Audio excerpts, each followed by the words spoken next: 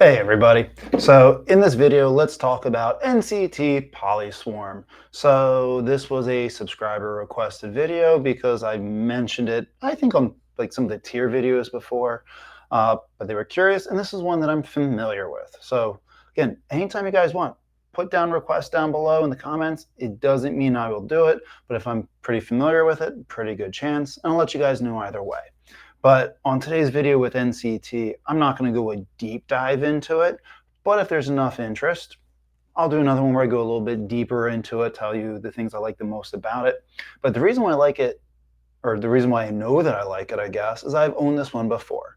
I've done a swing trade, I know of at least once with it. It might have been more, but it's great. It's in AI security for crypto, which is a very needed space. And there's no huge players in that space yet. Forta is a competitor for it. And what I want to do is give you guys just a brief overview of what Polyswarm is. I want to go over the chart a little bit, give a couple of my thoughts on a price prediction and some ranges of where I would get in, and maybe I'll ramble a little bit about where I would get out. Again, I don't own this one, but this was on my watch list. So when I was asked about this one, cool, went through, dug out some old notes, studied a little bit more, and this one is on my list of potentials to move profits into later. Again, I'm keeping my eye right now on large caps to move in soon because there tends to go after Ethereum, and also micro caps because I want to front run them, right? So let's just dive right into it. Let's talk about NCT Polyswarm and what the heck it's doing for AI security on crypto and why this is a very solid crypto. So NCT is a decentralized anti-malware marketplace. So essentially, decentralized hub where you have a bunch of individuals in there working on cybersecurity, specifically AI and crypto. They have a bunch of experts that are in there that are almost literally competing to try to find the answers and solve these issues. Hence keeps it decentralized. Everyone comes in and does it. No one owns it. And whatever performer, anti-hacker essentially, does the best, they kind of get the job, so to speak. They'll get rewarded almost always in NCT tokens, right? And then others, or those who earn NCT tokens, can use it to enter stuff into the competition, so to speak, for people to try to solve and fix it. So you can get rewarded NCTs for pretty much competing to solve the anti-malware problem, and you can spend NCT to get the problems fixed. So it's got a real world use and it's working. People are putting in, people are actually using the system, which is great because a lot of crypto companies aren't actually at the doing things step. They're at the this is what we can do stage and builds the hype. But Polyswarm has already survived 2 previous bull runs, which that makes this old for a crypto, right? Not too many cryptos have made it through 2 bull runs, let alone ones that aren't large layer ones. So survivability is a big deal. It definitely says a lot about how it can stay around for the future if you're looking at anything for a long-term play. So this whole concept of like a decentralized competitive antivirus marketplace, that's what they're going for. So you use crypto to get it, you get rewarded crypto for being good at figuring out anti-malware, and this targets 3 main groups of populations, which is good because though it sounds kind of niche, the more you can broaden and widen that niche, the more people you have that can use the product and are interested into it. The obvious one is cybersecurity companies, right? Huge companies, banks, hospitals, tech firms, ones that don't want to rely on just one antivirus software and ones that people are more likely or more willing to hack due to the rewards of it, right? These cybersecurity companies, they can use Polyswarm's marketplace to scan files over dozens of independent malware engines all at once to kind of figure out what is the best one and chances of catching the newest or more rare malware before it even starts to spread. Right? The second main group is security or researchers, experts, right? These can be independent researchers or any like small security firms that can upload their malware detection tools into Polyswarm. And if their tool is the one that catches something, they get NCT. Perfect. And this goes ahead and creates a financial incentive for experts to share their best detection methods. Okay. So it adds to the group and you get paid for it. And then there's just the, we'll call it regular users or businesses, right? Anyone can use Polyswarm's platform to scan suspicious files or links. So if I was given a link from someone in email or on Twitter, and I'm worried about it being suspicious, I can run it through NCT, and a lot of competitors go in there to figure out, is it suspicious or not? Awesome. It makes it so way it's kind of flexible and potentially more accurate because there's multiple competitive engines, so to speak, coming in all at once. It's a cool system. It rewards competition, which, I mean, that's capitalism 101, I guess, right?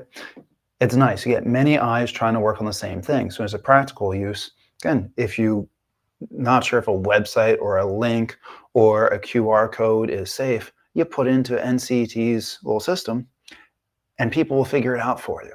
Awesome. You can spend some NCT to get it done. They get rewarded NCT for figuring it out. And just the anti-malware systems for all this space increases and it grows over time. Awesome. So this is a very needed niche in really, I'll call it crypto, but really AI in general, right?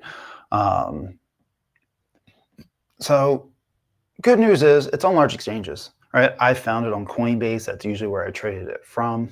Coinbase itself has been pushing it, calling it a gem several times, which is great. Again, we'll go over the charts in a couple minutes of where it is versus where it has been and where I think it's going to end up being, because I promised you guys a price prediction. So if you guys are, that was the quick overview, right? If you guys are interested in more information about Polyswarm, about the team, about deep dive into tokenomics, just heck, actually, I've got a whole list of what I usually do for researching crypto. I think I did a video of this early on. I would just go through that.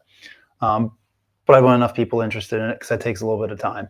But I'll probably end up doing it soonish anyway if I'm interested in NCT. So let me know in the comments down below. So let's do a quick price prediction and get into the charts. So I hear a lot of people saying 50 to 80 cents. That's the most common thing I hear, which again, I kind of know it's not going to get there. If everyone's saying it, they're expecting it, so they're going to sell before that.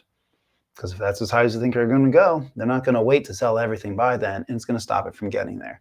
I also think that's a little too moonish for me. It could get there. You want to hold it at 50 cents and you get it? Awesome. Racking those bills. I'm not waiting that long if I get in. In short, I think it's going to be around the 12 to 15 cent marker. If it really blows up the top, it could go into that 20 cents, 25 or beyond. I'll get into a little bit of the whys in future videos if interested, but let's pull up the chart so you can see a little bit of what I see, and some good entry points are coming up. So here I have it on the 6-month chart here on TradingView. We're currently trading at 2 cents, right? And mild change. So we are floating right around here. And the lines below, again, these are spots where I saw a lot of very global or widespread resistance and support in the last 6 months. If you haven't seen videos from me like this before, I don't currently do videos deep into technical analysis because unless we're doing day trading short term, I don't think it's really purposeful at this point in the market. Others may disagree, that's fine. But what I'm looking for, and maybe that explains it more, is where I would get into, hodl it until the end of the bull run to sell for profits, right? If I was looking at day trading, I would zoom in, look at the technical analysis a lot more, but that's not my purpose. So that's why I'm not doing it here in case you were wondering. I'm just looking for the general areas of resistance and support over time to know where it's likely to get stuck and good entries to get into it. So if right here just at 2 cents, we have a lot of repetitious, not too far under, but about a penny under. If you think there's going to be a larger crash and we could get down a little further, putting around a little under 18.5 cents, put a buy limit, forget about it. That's probably, if I was going to enter it now, that's probably where I would come into, is around this 18.3, or sorry, 1.83, 1.85 cents, and set it there, forget it, and see if sometime in my sleep it goes up and it hits, or goes down and hits. And then I get a position started. I do that a lot. And by the way, don't think it actually shows here, I could scroll down, but it's about a $40 million market cap. So there's a lot of room to grow on this guy. So the next spot of resistance, which we've hit a lot, was right around the 2.2 cents. And I suspect until there's a major breakout, which could very well happen in this third week of September with the presumed rate cut, it's probably just going to bounce between this area for a little bit, all right? Which is, I'm not looking to jump in immediately, which is why I would put one here. If you want in and you want a higher chance of getting in without risk and don't want to buy it right now, I'd wait till, about down a penny, like 1.9 or 1.9 cents.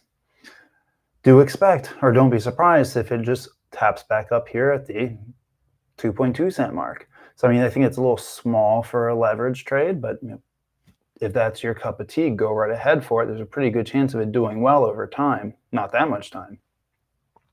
I want to zoom out so you can see a little bit better of the picture, but you notice how there's these very sharp candle wicks, right? It means it went up and immediately right down. There was not enough liquidity. There was more sellers than buyers. So though technically in the last 6 months it hit up here, it didn't hit there at any point where people could actually do something with it, preluding for what I'm showing next. So here is the all-time. So very common steep drop off. That's always from either too high of a projection or more commonly early investors in the team taking profits and watching it tank. And that you'll see that in a lot of crypto. So technically that was the high. I don't really count it because it was there and went straight down from early sellers. So when we look here, this high peak, again, technically that's the high, but it went up so quick with so little liquidity, no one could really sell in that time frame, which is why I'm calling this the liquid high at about 7 cents. Right? And I'm expecting that is probably going to be an area of resistance down the road. So if I really wanted to do a long, again, no financial advice, I'm just thinking out loud mostly of things that I would do based off of my risk aversion and belief. If I want to go a really long for the next couple of months, I'd probably go just below here. Again, that's just the highest it's been with liquidity before. If we come down a little bit more, we're going to see where I think the price predictions actually are going to be. But I think this is the range where you get the high for the season. If I said very bullish, I could see it going over 20 cents, but I have it pinned around the 12 to 15 cent marker. Again, when I do price predictions, at least, that's where I think the highest it can realistically go, which means if I was in here, I would have almost everything sold before here in case I'm wrong and it never even gets up there. Right? But this is the charts. These are my thoughts. I will probably get into NCT later on, which, again, things are probably going to go up by the time I get into it, which means I shouldn't expect as much multiples. I know that sounds obvious, but I've learned to point out some obvious things. And it's also reminders of expectation. Later in this cycle, in the next 2 months or so, if I get into it, probably be around there when I sell some of my large caps. And I understand it could be up to the 3 cent or 5 cent by then. At that case, I would just be looking for smaller gains, or I would jump into something else. I would love to get in with profits from another crypto at the price we're at now. We'll see how long it takes for this one to jump. It's in the AI sector. It is a micro cap. It's on large exchanges. It's got a good chance to fire, and it's been around, so people know about it, and it's a working project. I like Polyswarm. So those are my thoughts on NCT. Tell me yours down below. And is this one that you've looked into before? Do you like this one? Do you know about its main competitor, Forta? I think it's always good to compare. But that's it for today. I'll talk to you guys again soon.